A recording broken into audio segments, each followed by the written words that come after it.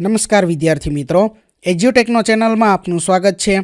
આજે આપણે ધોરણ 5 વિષય ગણિતના પ્રકરણ નંબર 11, 12 અને 13ની તારીખ 2/3/2024ના દિવસે જે એકમ કસોટી લેવામાં આવેલ છે તેની પ્રશ્ન બેંકના તમામ પ્રશ્નોના જવાબની સમજ મેળવીશું। તો સૌથી પહેલા છે પ્રશ્ન નંબર 1A, આપેલી આકૃતિની પરિમિતિ શોધો। તો પહેલાનો જવાબ આવશે 31 સેન્ટીમીટર।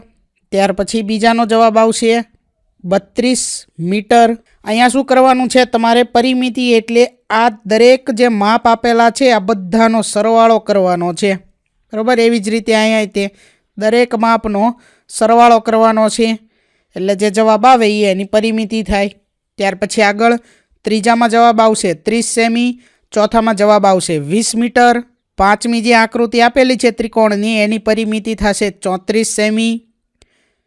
છઠ્ઠામાં જવાબ આવશે 80 મીટર।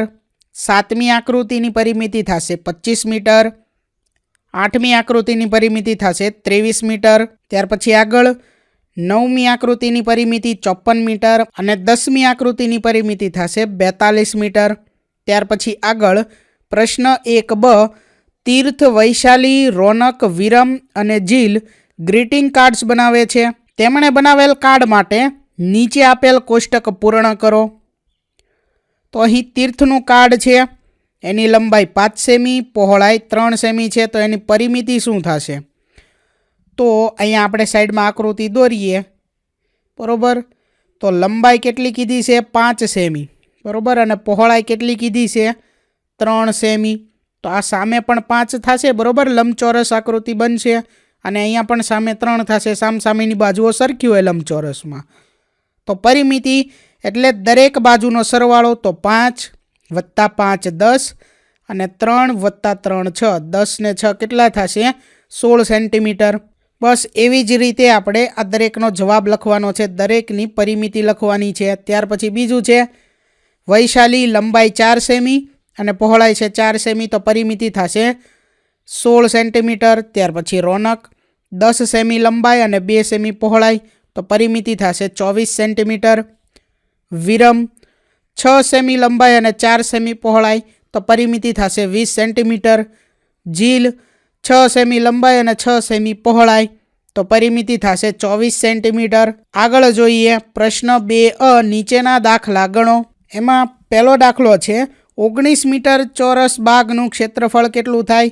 તો અહીં લંબાઈ આપી દીધી છે ચોરસની 19 મીટર, તો ચોરસનું ક્ષેત્રફળ એનું સૂત્ર છે લંબાઈ ગુણ્યા લંબાઈ, એટલે 19 ગુણ્યા 19 એટલે જવાબ થશે 361 ચોરસ મીટર, અથવા તો મીટરનો વર્ગ આપણે આ રીતે પણ લખી શકીએ, બરાબર। આ બંનેમાંથી કોઈ એક રીતે અહીંયા પાછળ લખી શકીએ। ત્યાર પછી આગળ બીજો દાખલો છે, તમારા વર્ગની લંબાઈ 15 મીટર અને પહોળાઈ 8 મીટર છે, તો તેનું ક્ષેત્રફળ કેટલું થાય? લંબાઈ અને પહોળાઈ આ બંને આપેલું છે એટલે લંબચોરસના ક્ષેત્રફળનું સૂત્રનો ઉપયોગ કરીએ, લંબાઈ ગુણ્યા પહોળાઈ, લંબાઈ 15 મીટર એને ગુણ્યા પહોળાઈ 8 મીટર, એટલે જવાબ આવે 120 ચોરસ મીટર। એટલે વર્ગખંડનું ક્ષેત્રફળ 120 ચોરસ મીટર થશે। ત્યાર પછી આગળ પ્રશ્ન નંબર 3, એક શાળાના મેદાનની લંબાઈ 30 મીટર અને પહોળાઈ 15 મીટર છે, તો મેદાનનું ક્ષેત્રફળ કેટલું થાય? તો અહીં પણ લંબાઈ અને પહોળાઈ આપેલી છે એટલે લંબચોરસનું ક્ષેત્રફળ લંબાઈ ગુણ્યા પહોળાઈ એ સૂત્રનો ઉપયોગ થશે। કિંમત મૂકીએ લંબાઈ અને પહોળાઈની અને ગુણાકારી કરીએ તો જવાબ આવશે 450 ચોરસ મીટર। ત્યાર પછી આગળ દાખલા નંબર 4, એક ખેતરની લંબાઈ 20 મીટર અને પહોળાઈ 10 મીટર છે, તો એક ખેતરનું ક્ષેત્રફળ કેટલું થશે? તો લંબચોરસનું ક્ષેત્રફળ એ સૂત્રનો ઉપયોગ કરીએ, લંબાઈ અને પહોળાઈની કિંમત મૂકીએ તો જવાબ આવશે 200 ચોરસ મીટર। ત્યાર પછી આગળ દાખલા નંબર 5, એક બાગની લંબાઈ 40 મીટર હોય તો તેનું ક્ષેત્રફળ કેટલું થાય? અહીં રકમમાં ફક્ત લંબાઈ આપેલી છે એટલે ચોરસના ક્ષેત્રફળનો ઉપયોગ થશે। જો લંબાઈ અને પહોળાઈ બંને આપી હોય તો લંબચોરસના ક્ષેત્રફળનો ઉપયોગ થાય। તો ચોરસનું ક્ષેત્રફળ બરાબર લંબાઈ ગુણ્યા લંબાઈ, લંબાઈની કિંમત મૂકવી 40 ગુણ્યા 40, તો થશે 1600 ચોરસ મીટર બાગનું ક્ષેત્રફળ। ત્યાર પછી આગળ દાખલા નંબર 6, એક મેદાનની લંબાઈ 75 મીટર અને પહોળાઈ 20 મીટર હોય તો તેનું ક્ષેત્રફળ કેટલું થાય? લંબાઈ અને પહોળાઈ આપેલી છે તો લંબચોરસના ક્ષેત્રફળનો ઉપયોગ થશે. લંબાઈ 75 મીટર એને ગુણ્યા પહોળાઈ 20 મીટર તો જવાબ આવશે મેદાનનું ક્ષેત્રફળ કેટલું થશે 1500 ચોરસ મીટર. દાખલા નંબર 7 રમેશભાઈના ખેતરની લંબાઈ 27 મીટર અને પહોળાઈ 11 મીટર છે તો તેનું ક્ષેત્રફળ કેટલું થાય? તો લંબચોરસનું ક્ષેત્રફળ એના સૂત્રનો ઉપયોગ કરીએ એટલે જવાબ આવે છે 297 ચોરસ મીટર. ત્યાર પછી આગળ દાખલા નંબર 8 11 સેમી પહોળાઈ અને 14 સેમી લંબાઈ ધરાવતા લંબચોરસનું ક્ષેત્રફળ કેટલું થાય? તો અગાઉ જે દાખલા ગણ્યા એ મુજબ તે લંબચોરસના ક્ષેત્રફળનો સૂત્રનો ઉપયોગ કરીએ એટલે જવાબ આવશે 154 ચોરસ મીટર. ત્યાર પછી આગળ છે દાખલા નંબર 9 એક ગામના તળાવની લંબાઈ 32 મીટર અને પહોળાઈ 11 મીટર છે તો તળાવનું ક્ષેત્રફળ કેટલું થાય? લંબચોરસનું ક્ષેત્રફળ એના સૂત્રનો ઉપયોગ કરવાનો છે. લંબાઈ અને પહોળાઈની કિંમત મૂકી અને ગુણાકાર કરવી તો જવાબ આવે 352 ચોરસ મીટર. ત્યાર પછી આગળ દાખલા નંબર 10 એક રમતના મેદાનની લંબાઈ 13 મીટર અને પહોળાઈ 10 મીટર છે તો તેનું ક્ષેત્રફળ કેટલું થાય? અગાઉ મુજબ તે લંબચોરસના ક્ષેત્રફળનું સૂત્ર મૂકવાનું છે. લંબાઈ અને પહોળાઈની કિંમત મૂકી અને ગુણાકાર કરીએ તો જવાબ આવે 130 ચોરસ મીટર. ત્યાર પછી આગળ પ્રશ્ન 2b નીચે આપેલા લંબચોરસ અને ચોરસનું ક્ષેત્રફળ શોધો. તો અહીં વસ્તુ, લંબાઈ, પહોળાઈ અને ક્ષેત્રફળ આપેલું છે. તો વસ્તુ છે લંબચોરસ તો એનું ક્ષેત્રફળ તો લંબાઈ ગુણ્યા પહોળાઈ કરવી તો જવાબ શું આવે 8 તેરી 24 ચોરસ સેન્ટીમીટર. બરાબર. ત્યાર પછી આગળ બીજું આપેલું છે ચોરસ તો એમાં લંબાઈ અને પહોળાઈ સરખી જ હોય. બરાબર. તો એનો પણ ગુણાકાર કરીએ 5 ગુણ્યા 5 તો 25 ચોરસ સેન્ટીમીટર જવાબ આવશે. ત્રીજું પણ ચોરસ છે તો 7 ગુણ્યા 7 એટલે 49 ચોરસ સેન્ટીમીટર આવશે. બરાબર. આપણે અહીં ફક્ત કોષ્ટક ભરવાનું છે એટલે વધારે કોઈ ગુણાકાર કે નિશાની આમાં નહીં કરવાની. બરાબર. ગુણાકાર નહીં આપણે રફ પેજમાં કરવાનું. ત્યાર પછી આગળ ચોથું છે લંબચોરસ તો 11 ગુણ્યા 5 એટલે 55 ચોરસ સેન્ટીમીટર જવાબ આવશે. ત્યાર પછી આગળ છે લંબચોરસ એની લંબાઈ 12 સેમી અને પહોળાઈ 6 સેમી છે તો એની પર ક્ષેત્રફળ થશે 72 ચોરસ સેન્ટીમીટર. પ્રશ્ન નંબર 3 આપેલ આલેખ પરથી પ્રશ્નોના જવાબ લખો. તો અહીં પહેલું છે નીચે આપેલ આલેખમાં નૂતન પ્રાથમિક શાળાના ધોરણ 3ના ગણિત વિષયના વિદ્યાર્થીઓના ગુણ આપેલ છે તેના પરથી પ્રશ્નોના જવાબ લખો. તો આ આલેખનું આપણે નિરીક્ષણ કરવાનું છે વ્યવસ્થિત રીતે અને નીચે આપેલ પ્રશ્નોના જવાબ લખવાના છે. તો એમાં પહેલું છે સૌથી ઓછા ગુણ કોણે મેળવેલ છે? તો એનો જવાબ છે સૌથી ઓછા ગુણ મયંકે મેળવેલ છે. ત્યાર પછી બીજો પ્રશ્ન મયંક અને રાજેશના ગુણનો તફાવત કેટલો છે? તો મયંક અને રાજેશના ગુણનો તફાવત 40 ગુણનો છે. ત્યાર પછી ત્રીજું સૌથી વધારે ગુણ કોણે મેળવેલ છે? તો સૌથી વધારે ગુણ રાજેશે મેળવેલ છે. ત્યાર પછી પ્રશ્ન નંબર 4 ભાવના કરતાં વધારે ગુણ કોણે મેળવેલ છે? તો જવાબ છે રાજેશે મેળવેલ છે. ત્યાર પછી સવાલ નંબર 5 મયુર કરતાં ઓછા ગુણ કોણે મેળવેલ છે? તો મયુર કરતાં ઓછા ગુણ મયંકે મેળવેલ છે. ત્યાર પછી આગળ બીજું છે એક પ્રાથમિક શાળાના ધોરણ 5ના વિદ્યાર્થીઓના પસંદિત ટીવી કાર્યક્રમનો આલેખ નીચે મુજબ આપેલ છે તેના પરથી પ્રશ્નોના જવાબ આપો. તો અહીં આલેખ આપેલો છે તેનું વ્યવસ્થિત નિરીક્ષણ કરવાનું છે અને નીચે જે પ્રશ્નો આપેલા છે તેનો જવાબ આપવાના છે. જેમાં પહેલો પ્રશ્ન છે કેટલા વિદ્યાર્થીઓને મોટું પતલું પસંદ છે? તો એનો જવાબ છે 30 વિદ્યાર્થીઓને. ત્યાર પછી બીજો પ્રશ્ન સૌથી વધુ પસંદિત ટીવી કાર્યક્રમ કયો છે? તો એનો જવાબ છે મોટું પતલું. ત્યાર પછી ત્રીજો પ્રશ્ન કયો કાર્યક્રમ સૌથી ઓછો પસંદ આવે છે? તો છોટા ભીમ અને બાલવીર. ત્યાર પછી ચોથો પ્રશ્ન કયા બે કાર્યક્રમ વિદ્યાર્થીઓને સરખા પસંદિત છે? તો છોટા ભીમ અને બાલવીર. ત્યાર પછી સવાલ નંબર 5 CIDનો કાર્યક્રમ પસંદ હોય તેવા કેટલા વિદ્યાર્થીઓ છે? તો એનો જવાબ છે 20 વિદ્યાર્થીઓ. ત્યાર પછી આગળ જોઈએ ત્રીજું છે નીચે આપેલા બાળકોના આઈસ્ક્રીમના આલેખ પરથી પ્રશ્નોના જવાબ લખો. તો આ આલેખનું નિરીક્ષણ કરવાનું છે અને નીચે આપેલા પ્રશ્નોના જવાબ આપવાના છે. તો એમાં સવાલ નંબર 1 છે કયો આઈસ્ક્રીમ સૌથી વધુ બાળકોને પસંદ છે? તો એનો જવાબ છે ચોકલેટ. ત્યાર પછી બીજું વેનીલા આઈસ્ક્રીમ પસંદ કરતા બાળકોની સંખ્યા કેટલી છે? તો એનો જવાબ છે 20 બાળકો. ત્યાર પછી સવાલ નંબર 3, સ્ટ્રોબેરી આઈસ્ક્રીમ અને બટરસ્કોચ આઈસ્ક્રીમ પસંદ કરતા કુલ કેટલા બાળકો છે? તો એનો જવાબ છે 15 બાળકો. ત્યાર પછી સવાલ નંબર 4, કયો આઈસ્ક્રીમ સૌથી ઓછા બાળકોને પસંદ છે? બટરસ્કોચ એનો જવાબ આવશે. સવાલ નંબર 5, બટરસ્કોચ આઈસ્ક્રીમ કરતાં ચોકલેટ આઈસ્ક્રીમ પસંદ કરતા કેટલા બાળકો વધારે છે? તો એનો જવાબ છે 25 બાળકો. ત્યાર પછી આગળ આલેખ નંબર 4, એની રકમ છે સંસ્કાર વિદ્યાલય શાળાના ધોરણ 5ના વિદ્યાર્થીઓને તેમણે ગમતા પાલતુ પ્રાણીઓના આલેખ પરથી પ્રશ્નોના જવાબ લખો. તો અહીં ધોરણ 5ના વિદ્યાર્થીઓના પાલતુ પ્રાણીઓ જે ગમે છે તેના મુજબ આલેખ આપેલા છે. તો આનું નિરીક્ષણ કરી અને નીચેના પ્રશ્નોના આપણે જવાબ આપવાના છે. જેમાં સવાલ નંબર 1 છે, સૌથી વધુ ગમતું હોય તેવું પાલતુ પ્રાણી કયું છે?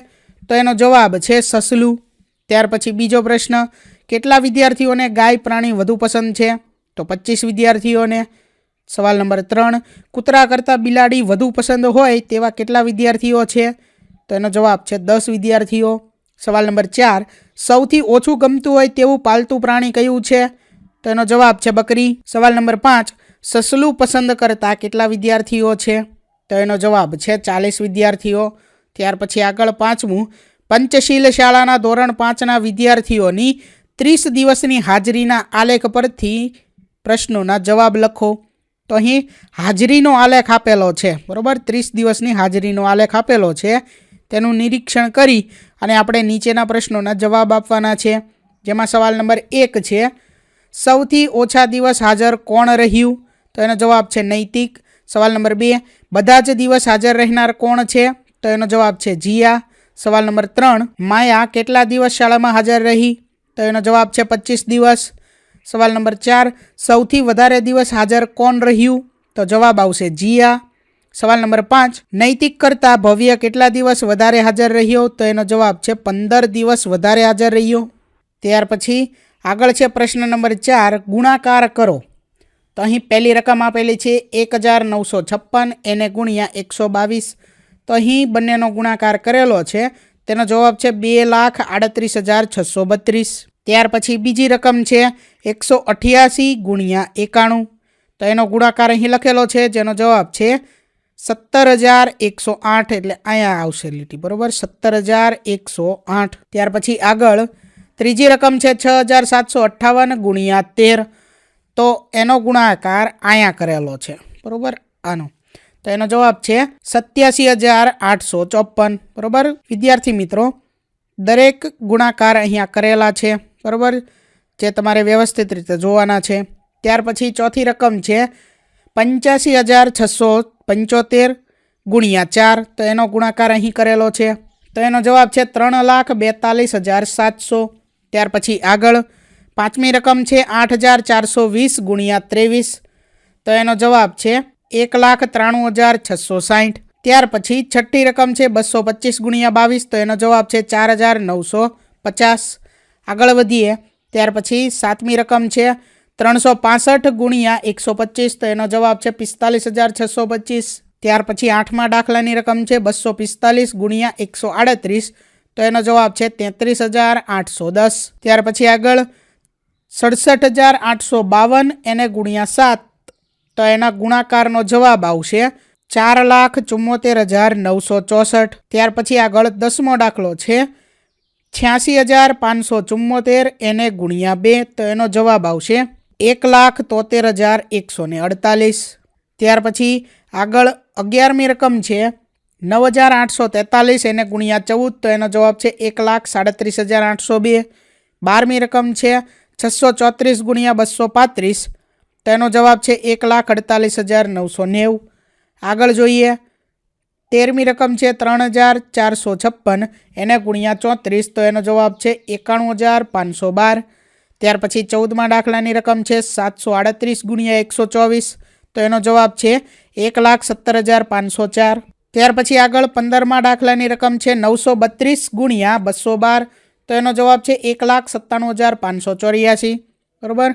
અહીં દરેક દાખલાનો ગુણાકાર જે છે તે કરેલો છે, જે તમારે જોઈ અને ચેક કરવાનો છે. ત્યાર પછી આગળ જોઈએ પ્રશ્ન નંબર 5, જેની સૂચના છે ભાગાકાર કરો. જેમાં પહેલી રકમ છે 4,220 ભાગ્યા 4. તો એનો જવાબ આવશે 1055. અહીં ભાગાકાર કરેલો છે જે તમારે ચેક કરવાનો છે. ત્યાર પછી બીજી રકમ છે 637 ભાગ્યા 13, તો એનો જવાબ આવશે 49. બરાબર, અહીં પણ ભાગાકાર કરેલો છે જે તમારે ચેક કરવાનો છે. ત્યાર પછી આગળ દાખલા નંબર 3, 9872 એને ભાગ્યા 8, તો એનો જવાબ છે 1234. ત્યાર પછી ચોથી રકમ છે 1170 ભાગ્યા 18, તો એનો જવાબ છે 65. ત્યાર પછી આગળ જોઈએ દાખલા નંબર 5ની રકમ છે 24000 ભાગ્યા 6, તો એનો જવાબ છે 4000. છઠ્ઠા દાખલાની રકમ છે 737 ભાગ્યા 11, તો એનો જવાબ છે 67. ત્યાર પછી આગળ જોઈએ દાખલા નંબર 7, 1380 એને ભાગ્યા 15, તો એનો જવાબ છે 92. દાખલા નંબર 8ની રકમ છે 6724 ભાગ્યા 4, તો એનો જવાબ છે 1681. ત્યાર પછી આગળ જોઈએ દાખલા નંબર 9, 8880 ભાગ્યા 10, તો એનો જવાબ છે 888. ત્યાર પછી દાખલા નંબર 10, 1956 ભાગ્યા 3, તો એનો જવાબ છે 652. તો વિદ્યાર્થી મિત્રો, અહીં ધોરણ 5 વિષય ગણિતની તારીખ 2/3/2024ના દિવસે જે એકમ કસોટી લેવામાં આવેલ છે તે પૂર્ણ થાય છે. થેન્ક યુ દોસ્તો. એજ્યુકટેકનો ચેનલ તરફથી વિડીયો નિહાળવા બદલ આપનો આભાર. આવા બીજા વિડીયોઝ નિહાળવા માટે અમારી યુટ્યુબ ચેનલ એજ્યુકટેકનો અત્યારે જ સબસ્ક્રાઇબ કરો. આભાર દોસ્તો.